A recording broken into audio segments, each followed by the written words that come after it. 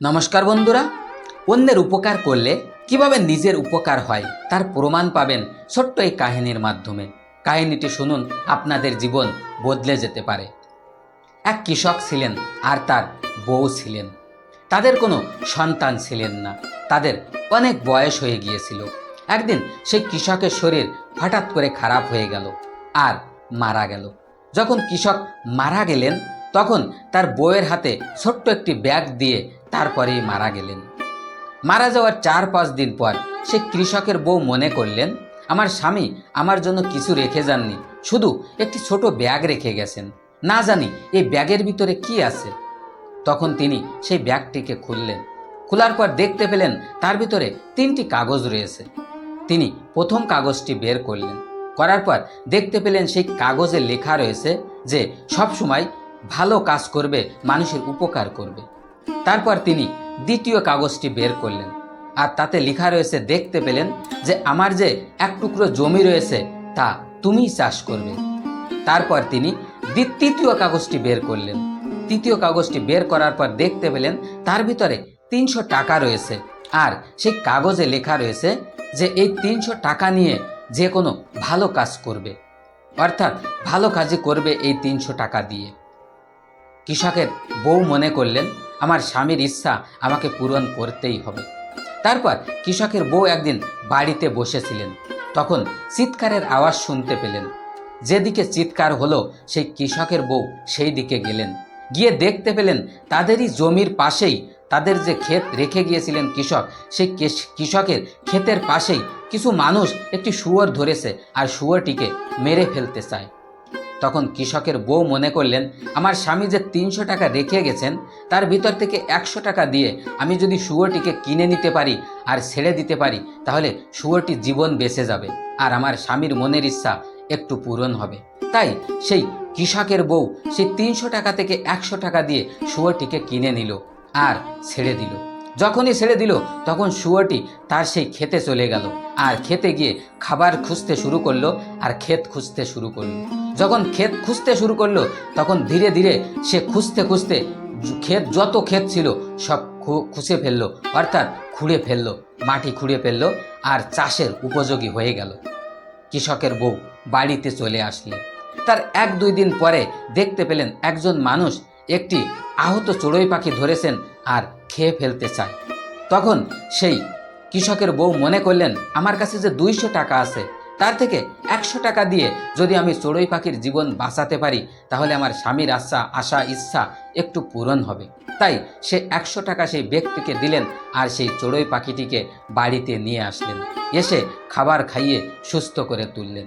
তারপর থেকে সেই চড়ুই পাখিটি সেই বাড়ির আশেপাশে থাকতো আর সেই কৃষকের বউয়ের আশেপাশে থাকতো।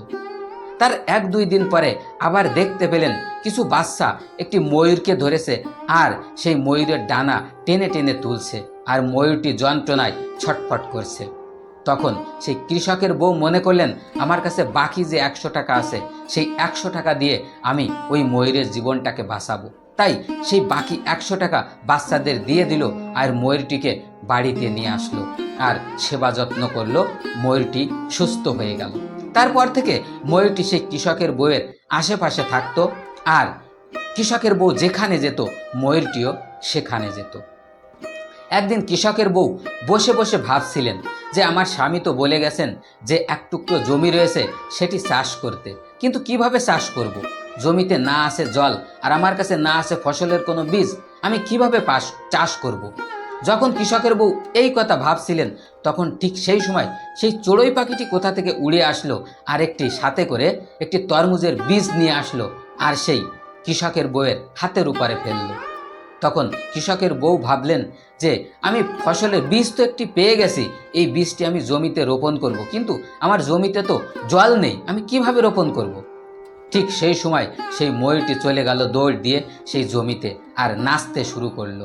আর আপনারা তো জানেন যখনই ময়ূর নাচে তখনই বৃষ্টি হওয়ার সম্ভাবনা থাকে। তাই ময়ূর যখন অনেক নাচলো তখন ঠিকই ঝমঝম করে বৃষ্টি চলে আসলো আর সেই চাষের জমি আরও চাষ উপযোগী হয়ে উঠল জল পেয়ে। কেননা আগেই শুয়োর সেই জমিটিকে খুঁজে রেখে দিয়েছিল, তাই সুন্দর চাষের জমি হয়ে উঠল। তখন কৃষকের বউ সেই তরমুজের বীজটি নিয়ে সেই জমিতে রোপণ করে দিল। যেহেতু তরমুজের বীজ, তাই যখন গাছ হলো তখন সেই গাছটি ধীরে ধীরে বাড়লো আর পুরো জমিতে ছড়িয়ে পড়ল। তার কিছুদিন পর অনেক ফল হলো, অনেক তরমুজ হলো, তরমুজগুলো পাকলো আর অনেক মিষ্টি হলো তরমুজগুলো, যার ফলে সে তরমুজগুলো কৃষকের বউ যখন বাজারে বিক্রি করলো তখন অনেক অনেক টাকা পেল। আর তাই দিয়ে তার জীবন বদলে গেল, সেই কৃষকের বউর পরিস্থিতি পরিবর্তন হয়ে গেল।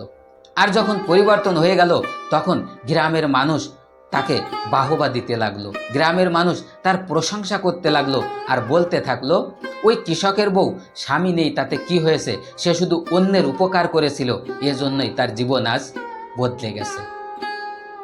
তো বন্ধুরা, ছোট্ট কাহিনী আমাদের এই শেখায় যে আপনিও অন্যের উপকার করতে থাকুন, দেখবেন কখন অন্যের উপকার করতে করতে নিজেরই উপকার হয়ে গেছে আপনি বুঝতেও পারবেন না। তাই অন্যের উপকার করতে থাকুন। আর আমার এই ছোট্ট কাহিনীটি যদি ভালো লাগে তাহলে অবশ্যই একটা লাইক আর একটা সাবস্ক্রাইব করে বেল আইকন প্রেস করে দেবেন, যেন আমি আপনাদের সাথে জুড়ে থাকতে পারি। আর আমার এই চ্যানেলে এমন ছোট ছোট অনেক কাহিনী দেখতে পাবেন। আর আমার কাহিনীর ভিতরে যদি কোনো ভুল দেখতে পান তাহলে অবশ্যই কমেন্টস করে জানাবেন। ধন্যবাদ।